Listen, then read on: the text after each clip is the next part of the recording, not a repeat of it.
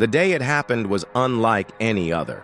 A moment so absurd, so shocking, that no one in the packed lecture hall could believe their eyes.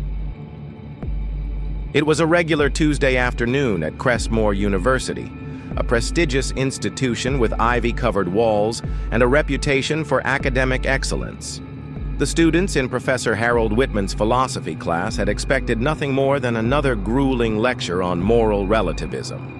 Whitman was infamous on campus, not for his brilliance, though he certainly thought himself brilliant, but for his merciless teaching style, his way of dismissing students with cutting remarks, and his absolute intolerance for being questioned. He ruled his classroom with sarcasm and intimidation, reducing students to anxious note-takers too afraid to challenge him. But that day, something changed.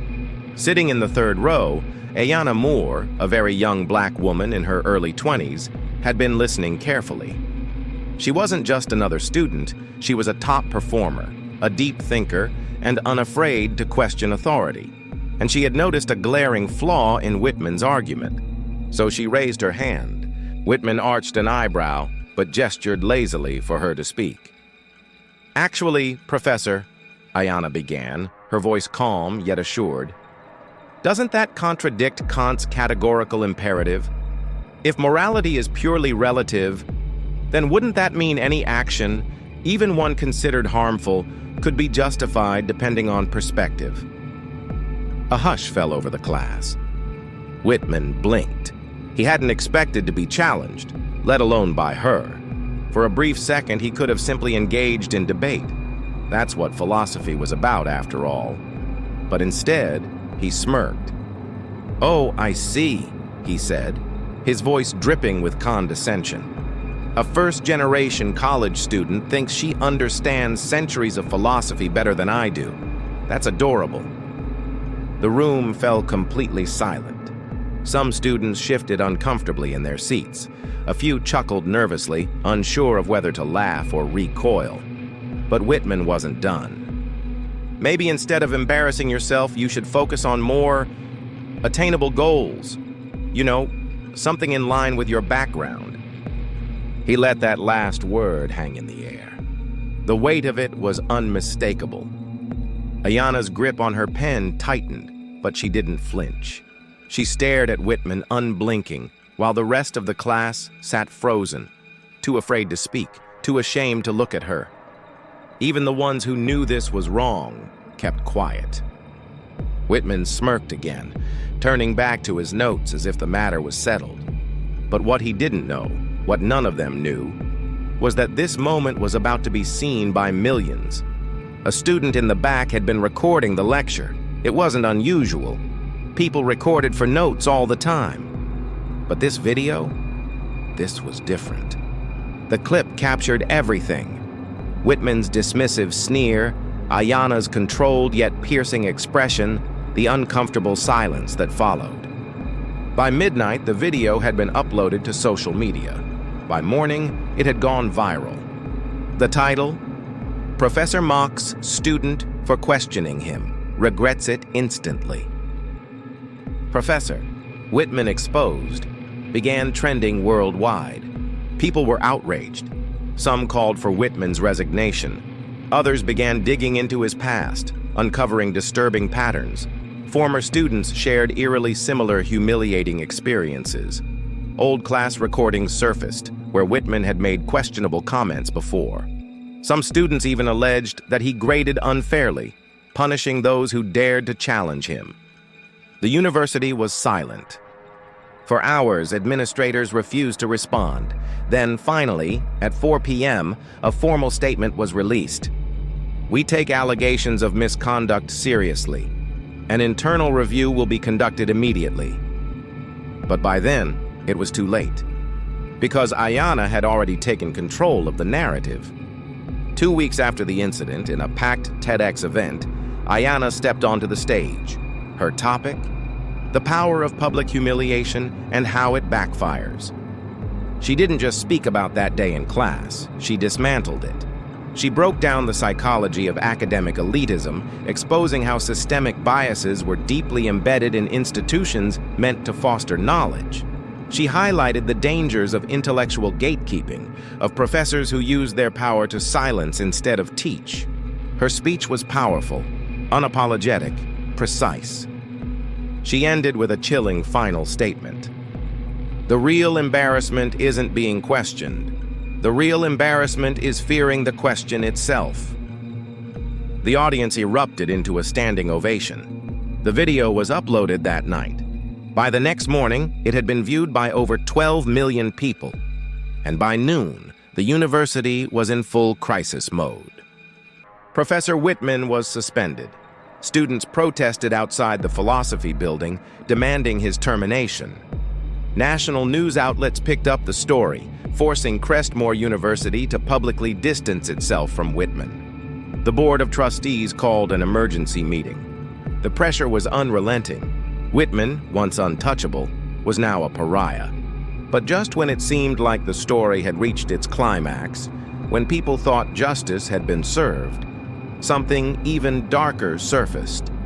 An anonymous source released a confidential email exchange between Whitman and other faculty members. The contents? Discussions about how certain students were not fit for higher education, coded language, deliberate grading disparities, and worst of all, a plan to suppress complaints before they ever reached the administration. Whitman wasn't just a bad professor. He was part of something bigger, something systemic. And now, people wanted blood. But what happens when the corruption runs deeper than anyone expected? What if Whitman wasn't acting alone? And what will Ayanna do now that she's become the face of an entire movement? Because this wasn't just about one professor anymore. This was about the system itself. The university tried to bury it. The leaked emails, the protests, the relentless media storm. They wanted it all to disappear. But it was too late. Ayanna's TED Talk had turned into something unstoppable. What started as one student's humiliation had escalated into a national conversation about institutional racism, power abuse, and academic elitism. And now, people weren't just looking at Whitman. They were scrutinizing the entire university. The emails had exposed a system, a network of professors who had been quietly weeding out students they deemed unfit. A secret grading system, harsher scrutiny on students from marginalized backgrounds, and years of ignored complaints. And then the first lawsuit hit. A former student, Nathan Fields, came forward. He had been forced out of Crestmore years ago, his dreams of academia shattered after Whitman failed him on a crucial paper. When he filed a complaint, it mysteriously disappeared. Now, with the leaked emails as proof, he was suing. And he wasn't alone. One after another, former students emerged, each one sharing stories of deliberate sabotage, intimidation, and outright discrimination. Whitman's name was everywhere, but so were the names of other faculty members.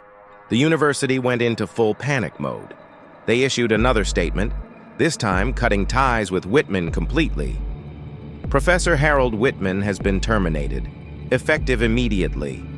They tried to frame it as a necessary action for the integrity of the institution. But no one believed them. Because Whitman wasn't the only problem, and the students knew it. The protests grew bigger. What started as a demand for one professor's resignation became a full-scale movement. And then, the final bombshell dropped. A whistleblower from within the administration leaked internal memos, emails proving that Crestmore's leadership had been aware of Whitman's actions for years. They hadn't just ignored the complaints, they had protected him. And then, Whitman disappeared. The university thought his termination would end the storm, but when reporters tried to find him, he was nowhere to be found. No public statements, no interviews. Then one night, a video surfaced, a grainy, shaky recording from an anonymous source. It showed Whitman, unshaven, frantic, sitting in a dimly lit hotel room. His hands trembled as he looked into the camera. "They turned on me," he muttered, voice raw. "They used me as a scapegoat. I wasn't the only one. I wasn't even the worst one." His eyes darted around like he expected someone to break down the door at any moment. "They said I'd be protected," he whispered.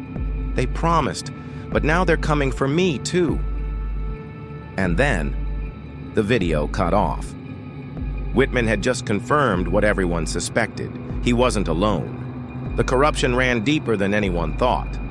And now, Whitman was running for his life. Ayanna was watching all of it unfold, but she wasn't celebrating. This had started as her fight, but now, it had turned into something bigger, a reckoning. She had been flooded with interview requests, offers from high-profile organizations wanting her to speak on panels, but she wasn't interested in talking anymore. She wanted action. And that's when she made her next move. She teamed up with Nathan Fields and the other former students to file a massive class action lawsuit, not just against Whitman, but against Crestmore itself. They wanted justice. But the university fought back. They tried to bury them in legal fees, silence them with settlements. But Ayanna refused to back down. And then, in the middle of the legal battle, the university's president abruptly resigned. No warning, no explanation. And just days later, another leaked document surfaced. Bank transactions, offshore accounts. Crestmore had been laundering money through fake research grants, funneling millions into private accounts. This wasn't just about academic corruption anymore. This was a full-blown scandal. By the time the trial began, Crestmore was crumbling. Major donors pulled funding. More professors resigned overnight. Students walked out en masse. And in the courtroom, Ayanna sat calmly, listening as her lawyers tore apart Crestmore's defense. By the fourth day of trial, the university settled. They paid out millions, but the real victory wasn't the money. It was the precedent.